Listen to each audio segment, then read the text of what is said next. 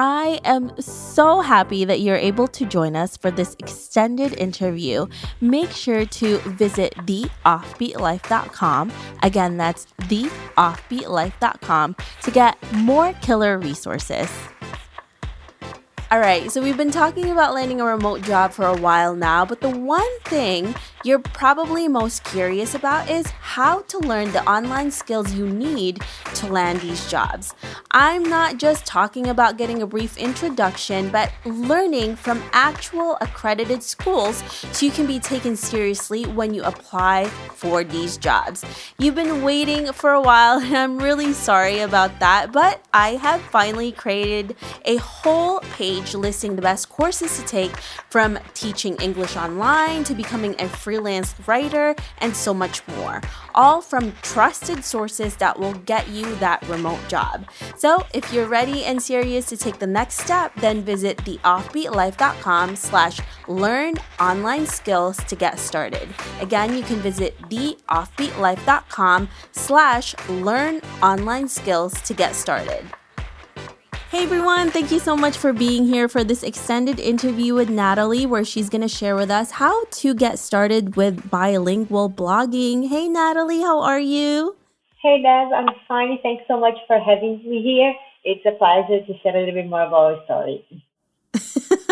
Thank you so much for speaking with us today. I'm really excited about the topic that you're going to talk about. But before we get to all of your tips and tricks, can you tell us about you and why you live an offbeat life? Well, as many couples, I got married, we had our house, we had our car, Rob and I, we were happy, but not fully happy. We wanted to cover the world because many years back in 2006 and 7, we lived in Ireland together. So we got the taste of traveling abroad. And then life was good, but we were missing the adventure. So we decided to sell everything and became full nomad in 2014. Yes. And since that, we have been traveling the world and work remote. Yeah. I love that. And you've done a lot of different things. And one of the things that, obviously, the main thing that you and your husband have been doing is your travel blog.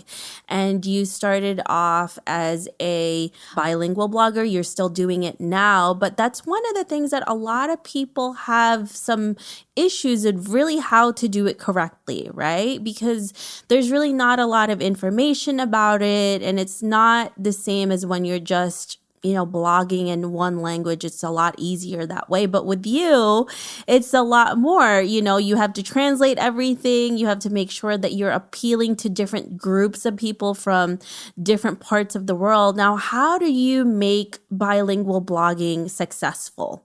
Well, first of all, I'll be very honest. It's like, be ready, work double. Because that's what happened. So, no one never told me that. And then I figured out, doing it my way. But the truth is that you end up working double, unless you just have a plugin that translates everything and you're not worried about having a weird article with a weird translation. Because as much as things are getting better and better with artificial intelligence and everything, but it still is not human. So I think in our case, when we started bilingual blogging, we didn't have much tools, so we had to write all the articles and everything. But I think the key, before we start talking about the tools we have and how we can do it technically, I think the key is discover why you want to blog bilingual, which language you're going to choose, and identify the two types of readers that you're going to have, because they are different, especially if they come from really, really different historical backgrounds. That is my case. I blog in Portuguese, in Brazilian Portuguese, and English. So it's completely different. The way people travel is very different. The way Brazilians travel to Americans or English people is very different. And I had to learn that on the way. So that's the first tip I gave to someone who wants to start bilingual blog. Understand your readership, for whom you're going to write, and then you can figure out how you're going to write it. Yeah. I mean, that's really a lot of the attraction, right? Because a lot of people, if you're an American, your attraction to travel or the information that you want to get is different from somebody who's in Brazil. Maybe if you're an American, you're interested in the ins and outs of Brazil. And then when you're in Brazil, you're interested in the ins and outs of the United States. So it's completely opposite. And I love that you mentioned understanding your why. Like, why do you actually want to do this? Is this for the right reasons? Because that's a lot of people's questions that they don't really ask themselves, and then you end up failing, and then because you fail a lot in this industry, right? So A if lot. you're like, yes. And so if your why is not strong enough, you're going to end up not going forward with it because you mentioned you have to do twice as much work. So, I mean, that's an enough in itself. If you're not going to be willing to do it, it's done. To be honest with you, there was a moment in our life that I think 2016, around 2016, that we are not getting much traction on our blog in Portuguese. We didn't have much traffic because we were writing about destinations that weren't traveling that much at that time of the year. We were writing about really small place in Philippines, like small place in Indonesia, Thailand, or East European countries. That wasn't the focus of Brazilian travelers at that moment. So me and Rob, we sat and we're like, okay, we're working a lot and it's not bringing traffic to us, not bringing conversions and affiliates, nothing. We just can like preach. We just like kill the Portuguese side of the blog. And then, as I mentioned in our other conversation, I'm very passionate about information, and we're like, okay, Brazilian people, they're not traveling to this place right now, but they deserve to know about that. And one day, people will be traveling to that.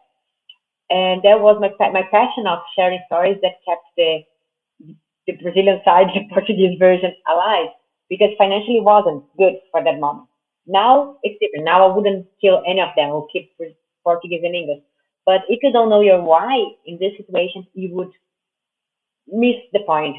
Yeah, absolutely. Because a lot of the time when you're just starting out, it's really all about your motivation and your passion for this because you're not going to make money initially. You're just not. Right? Unless you've started a ton of blogs already, you know what you're doing. And even then, it still takes a bit of time to gain that traction and that traffic. And you're gonna still have that growing pains that all of us go through. So I love that. So what's the next step once you understand your why, once you know who you're marketing to, what do you do next? For me, would be you choose, okay, you're going to set your blog. You're going to find a theme, you're going to find a host, you're going to see all the tech stuff. So at this point, you need to choose things that you can work bilingual. For example, there's really nice themes for your blog, but they don't work with a bilingual plugin. So you're going to crash. So you need to figure out that. So, and is that those questions you need to ask people who are selling you stuff. Go to your hosting and say, okay, I'm going to get this type of traffic. What plan should I have monthly? Go to the guy who is doing all the design of your website. Guys, if I install this plugin for bilingual, it's gonna happen. It's gonna crash. It's very important to see that, and then choose a bilingual plugin. That what's gonna make your site double faced. Let's say Portuguese and English. So with everything get in one version, you have another version. You just need to upload the articles differently. But you can even copy the photos from our like when I post a blog post, the same blog post, Portuguese and English. I just upload the photos once and then they put in two versions. I just need to add the text that will be different in a different language. So that would be the tech side of the blog.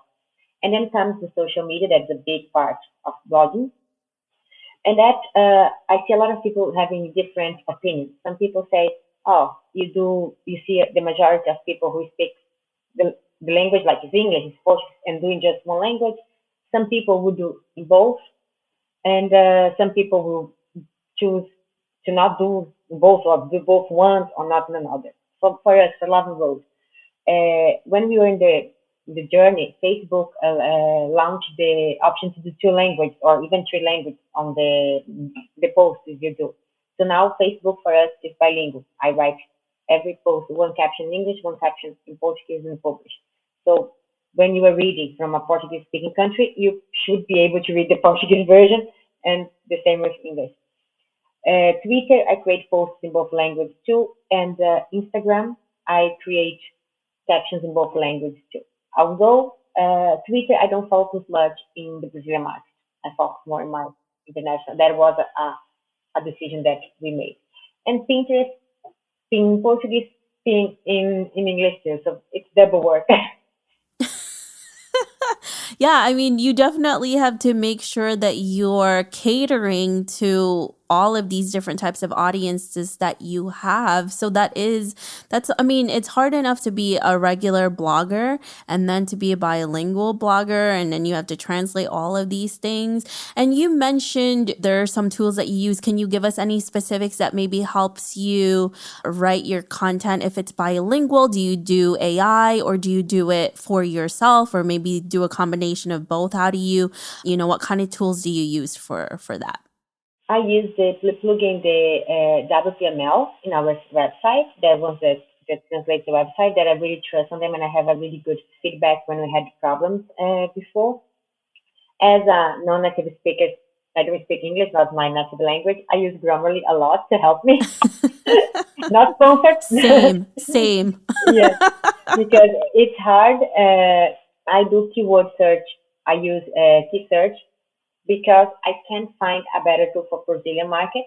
Most of the keyword searching tools are for English or you have some for Spanish, but Portuguese is quite hard. But key search gives me a quite good understanding. So for English, I like it a lot, and it helps me with Portuguese. Mostly that, yeah.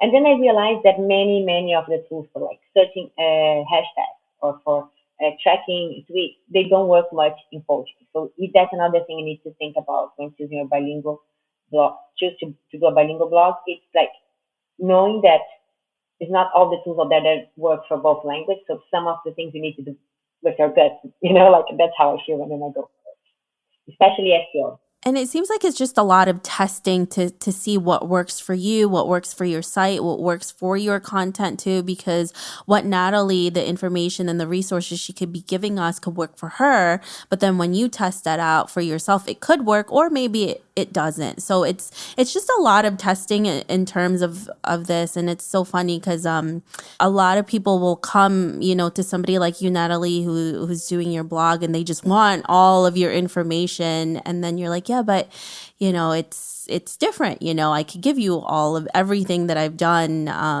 how I'm here, but everyone's journey is different. So obviously, got to test everything out yourself too. Yeah, you're so right. Like I have a really good friend that does bilingual blogging too, and he's like doing in the third language right now. That is not even the best one that he speaks, but it's getting more traffic and more traction in the third language because the market is perfect. It's the market that has no competition.